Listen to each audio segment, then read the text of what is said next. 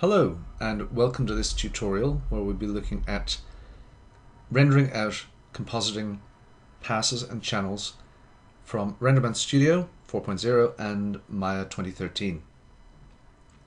Now the scene which we'll be working with here is one which should be familiar to you if you've been following along with some of our earlier tutorials. It's very simple. It's the Pixar ball from Luxo Jr. Okay? So this is the scene we'll be working with, and we'll be rendering out some channels and passes to recomposite in Nuke and to give us better control of what we want to actually produce for a final image. So how do we actually set up passes and channels in Renderman Studio? Well, if we go to our Renderman controls window, the general view which it starts up from is under view here, and it'll be at default settings. Okay. What is most convenient for us here to work with is go to view and set it to job tree, because this is telling Renderman where to actually look for the things it has to do. Okay. Now, settings are here and outputs are here. We're looking for outputs. So currently we have an RGBA output, which is being output in a Maya if format. And that's basically the beauty pass. What we want to do is to be able to output multiple channels or passes that can be used to recompose back together images to give us control. So down here at the bottom of our Renderman controls window here, we have add channels and outputs. When we click on that, it brings up this dialog section here. So we have choices between standard output channels, AP comp channels, which are basically, they refer to all-purpose materials, GP comp, general purpose materials, which are physically plausible materials which we're dealing with mainly in our current tutorial series, Maya, which are some composite channels which can only be actually accessed through Maya, and custom, where you can actually put in secondary AOVs, arbitrary output values, for things such as material ID and other aspects of your scene which you can actually output to images and control what's actually going into them. So these are entirely controllable within Renderman Studio. For our purposes, we'll be dealing entirely with the GP comp here, because all of my materials here are general purpose materials. AP comps don't work with that in general. Some standards do, but for what I'm doing here, a simple tutorial will be working with the GP comp. So if you're finding that you're trying to output AP comps and you're not getting anything, it may be because you have general purpose materials or physically plausible materials. It is quite possible. Right. One thing to avoid, one thing that you may find confusing, is you may select your RGBA and try and add the other channels into it. So even if I was to make this an EXR, which in general I'll be outputting EXR, okay, the reason for this is because it handles floating point linear workflows much better than anything else, and also can contain multiple channels within a single image, which makes file management much easier for people. So the color diffuse selected here, right click on your mouse and try and add channel to selected outputs, and you'll see it doesn't actually put it beneath this, it puts it above. The reason for this is the RGBA output is basically locked. It's your beauty pass, it's something you don't want to lose. So what we need to do is create another output for these channels. Now the channels I want, I'm only going to be dealing with color diffuse, color specular, color diffuse indirect, color specular indirect. These are the channels I'm going to be using in Nuke in a few minutes. So holding down Shift and selecting all of them, I will right click on them and I will create one output from channels. Okay, so let's right click and create one output from channels. And you'll see what's happened now is it's created another output. These symbols here represent output, and I'm getting diffuse, specular, all the other channels I want here, and by default it goes to OpenEXR, which is the format which I will be needing in Nuke in a couple of minutes.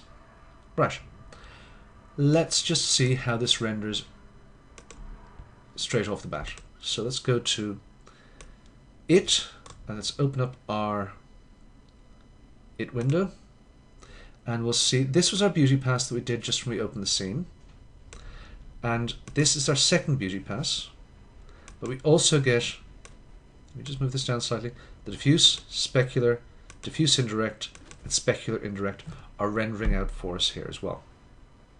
Cool. Now I'd like to be able to output this, for instance, for an animation, but in this case just a single scene. So just to get it to write out my files by default, the way in which I do this is I go to, let me try and simplify some of my windows here, I don't need all of these here. I'll go to Renderman and batch render. The radio button here is for accessing the number of threads you want and how you spool, if you want to actually use Tractor or Alfred or what other way you want to render. I'm going to be using all of my threads, and I'm just going to batch render here. So when I go to batch render, it asks me do I want to save? Yes. So I'm using a student version because I'm a teacher. One of the perks of the job. So continue. So this is now rendering away in the background. What I want to do now is find out where this is. So in my case, I have been working in a big Renderman folder, and the exercises I've been working on here have been slim. And under new project, within our project directory here we have a Renderman directory, and the latest folder here is containing all the information that Renderman has produced most recently for our render here. Okay, so it'll have a rib file and a whole bunch of other stuff. Our shaders, our rib file, our images. The images I have are the beauty pass and the multi-channel pass. Okay. I'm going to start up Nuke. So start up Nuke, and yes, I've got 16 days left on my license. I've got to renew that sometime soon. So let's just launch it. I don't want to start up my old script, no. Let's just minimize this over here a bit so I can actually drag in my two passes here. So the two outputs I have are the beauty pass, which we see here, and the multi-channel pass here. Now I'm sure some of you are familiar with Nuke, some of you less so. I'm not exactly a Nuke expert, but I know my way around a bit. As it stands, I'm just viewing the RGBA channel, and it's not selecting any particular channel for our output from this multi-channel EXR. If we have a look down here, I can display the diffuse channel, the diffuse indirect, the specular, and the specular indirect. So all of these channels exist within this one EXR file. EXR files are large, but they're large because they contain a lot of information. What I want to do now is actually extract these different passes so I can put them together again into our final view. Before I do that, it's important to actually make sure that our final view is back at RGBA, because otherwise it will actually just receive the information which is passed down the pipe from this. So make sure you're back at RGBA here before we get started. Okay. Sidebar menu here of Nuke, I'm going to be creating a channel. Shuffle. So it's a shuffle channel. And I'm going to hook it in to my EXR. And from that shuffle channel, I can get access to all of the different channels within it. So what I want to start with is my diffuse. And now I'm going to actually take my little noodle there from the viewer to the shuffle channel, and you'll see I have just the diffuse channel coming in. Our process building up this comp is going to be basically extracting shuffle channels and merging them together. So let's make another shuffle channel. I didn't mean to make it there. Let's Control Z there. So let's just select out here, and I'm just going to put in a shuffle channel. Channels, shuffle. Okay, there's my shuffle channel. That's my second one. And this shuffle channel is going to represent the diffuse indirect, which if I put it down here, actually, let me just take my primary node. You'll see my diffuse indirect is the bounce light. Okay, something that'll help us work within Nuke, for those of you who aren't that familiar, is I'll actually just, in the node, I'll put postage stamp on here, which shows me what's actually in there. It's a thumbnail or postage stamp, whatever way you want to refer to it. In Nuke, it's referred to as a postage stamp.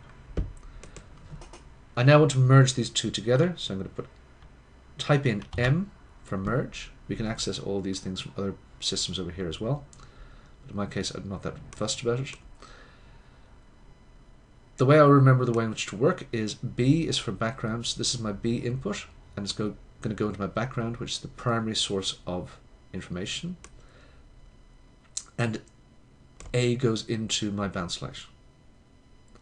Now let's hook up these together, and I now have the start of a node tree.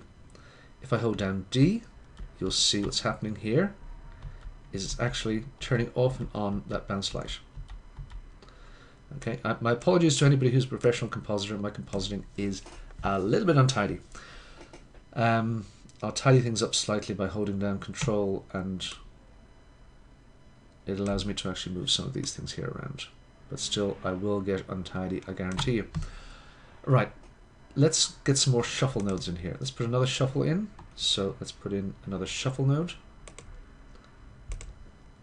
And I want this shuffle node again to hook in with my read node. And to make this slightly better, I'm going to actually, let's move this up here.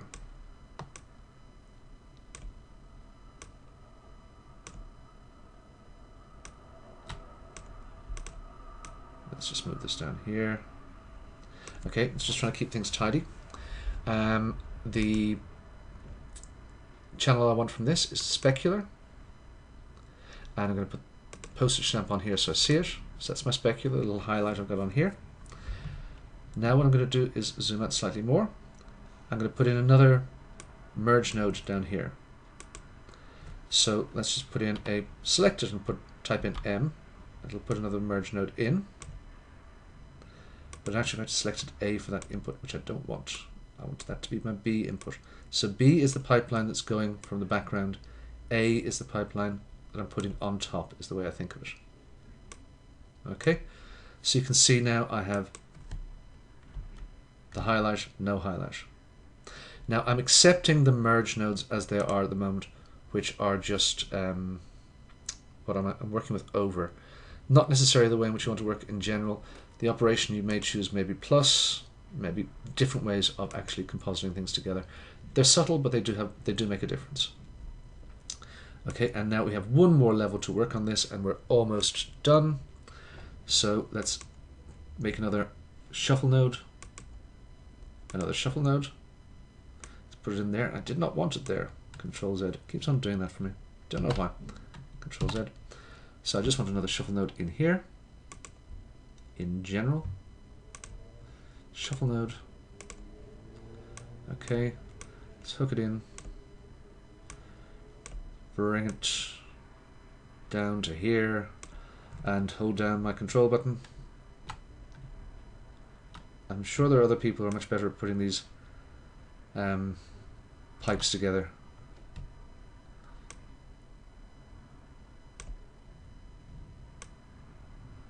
I am untidy. I apologize for this. Okay, so that'll do me for the moment. So there's my shuffle node. I want this to be the node itself will be the specular indirect. I should actually cut out, I don't need my alpha channel there. The alpha channel is redundant in most of these. I should have mentioned it before. And I'm going to need another merge. So let's go down here and let's make another merge. So just type in M for merge. viewers getting out of the way there. Hopefully we can still see this. Let me just minimize this a little bit more so we can see where we're going. Okay, so my merge, it's going to go in here. So the B input, let me zoom in. The B input will go in to the merge above, and the A input will go into the shuffle. And again, with the shuffle, let's put in a postage stamp so we can see what it's doing. Node, postage stamp. So that's the diffuse indirect. Almost done now. Let's just hook in our viewer to our final node. That's what we're getting. I didn't need the postage stamp there, actually. I needed it there. Okay. So we can see each of these merges has an effect. Obviously, at any point in this pipeline, we could put in color corrections or do other operations as well. Let me try and get things minimized or maximized the way which will make most sense here. Okay, I'm just worried about screen capture and getting everything. So with the merge 3, what we've merged in is, merge 3, we've merged in the specular indirect, so it's these reflections underneath here. Merge 2, it's the specular here. Merge 1, it's the bounced light.